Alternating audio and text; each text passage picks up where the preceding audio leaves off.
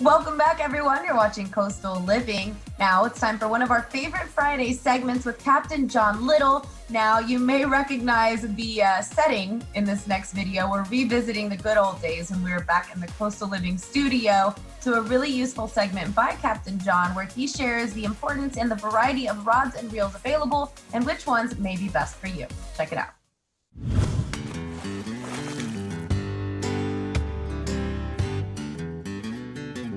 We're talking about rods and reels. We are, yeah. So these are my workhorses. This is what makes me look good out on the water.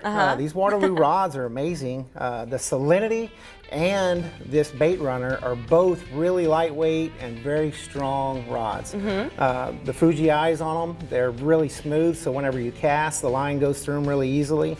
And then I use spinning reels for my clients, that way they don't backlash as much.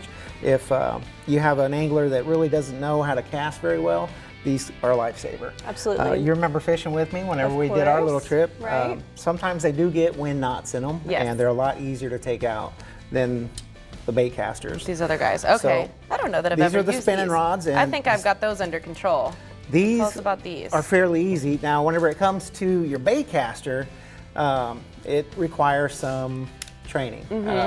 Of course, whenever you cast this, the spool continues to let line out. So if you don't put your thumb on it, the line is gonna, what we call a backlash, bird's nest, right? Bird's nest, exactly.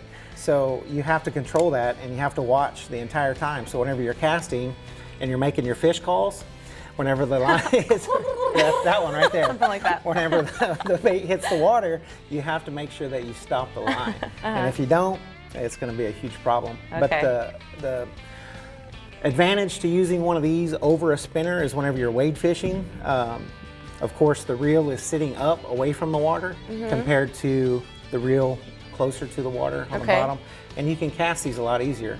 Whenever you cast these, you can whip it around real simple. You don't have any problem casting. But these, it's a little more bulkier and you have more They use a little more energy. You sound like Zorro. You're showing off, Captain John. But okay, so what do you recommend for a beginner then? So the beginner, you're going to stick with the salinity. Yes, definitely. This salinity, and it's a lot cheaper than the bait runner. These bait runners are a little bit more expensive, but they last a long time. This rod right here is actually 4.5 years old. Oh wow, that's a good investment. Brand new, it's in but great condition still too. Exactly. A lot of clients have used this. You can see that the cork holds up really well, and of course the graphite composite that he uses whenever he builds these, it's very, very sturdy and it holds up in the salt water very well. So, awesome. Salinity, it's a little bit cheaper than this one, but it still has a good backbone on it, still has good sensitivity, and it's easy to cast, and it'll bring in all the big fish that you want. So you're not going to have any problem at all. I can agree with these. They're very lightweight, and that's why I love using them.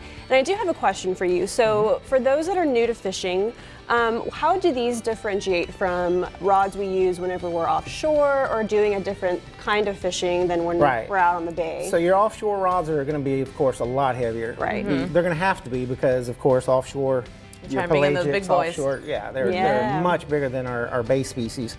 You know, your trout, your redfish, they don't usually get over 30, 40 inches. They're usually around that. Whenever you're offshore, you can run into a 7-8 foot shark, no problem. And if you're using one of these rods for that, your rod's not going to do very well. It's just not built for that. So those offshore rods are just bigger, bulkier, and you don't have as much sensitivity, but you have a lot more backbone, and you can just force them in. Right. And back to the reels, these are a lot of fun when you're catching a redfish, right? Oh yeah. Can you agree with that? Oh yeah, you get to hear that wonderful drag. Exactly. That's the sound. Whenever that drag starts to spin, it's a adrenaline rush, and there's no replacing that at all. It's an amazing So feeling. Jocelyn mentions beginners, and there are, I'm sure, a lot of people who are regularly watching this segment, and they're like, you know, you're right, I live in the coastal bend. Why not make this a new hobby of mine, something to enjoy, especially with your kids, to get them out of the house? So I know when somebody's, you know, I want to become a painter, and you go and you're like, oh my gosh, I didn't know I needed the paint and the brushes and the canvas and this. So what is a beginner looking for when they walk in to buy a new rod? What other accessories are we going to need with it? So your beginner rod, I would say this salinity would probably be the best beginner rod that you could possibly buy. You can actually go out to the Houston Boat Show this weekend. Jimmy Burns is there with a Waterloo booth. They have these combos set up. Nice. And we talked on the phone before I came in, and he said that if you go to the Houston Boat Show, mention my name, say Captain John Little on Coastal Living TV, Hey. sent me here, he'll give you $10 off of any combo there. Okay, And so it's like a starter pack. right. Okay, And good to know. It's ready to go. It's exactly what I use. I'm not saying what I use is the best, but It works I for you. rely on this day in and day out. I have no doubt I can stand there and watch somebody fight a 40-inch redfish Right. and have no doubt in my mind that they're going to be able to reel it in because it's good quality equipment. Yeah. And yeah, this is the best combo that you could possibly buy for this area.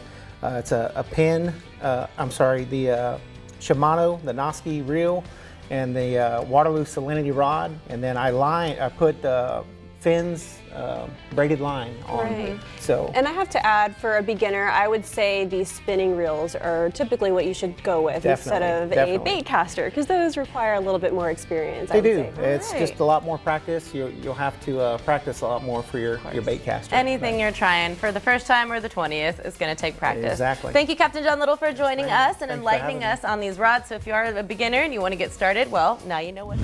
There's always so much to learn from Captain John, and we truly appreciate him taking the time to visit with us every Friday.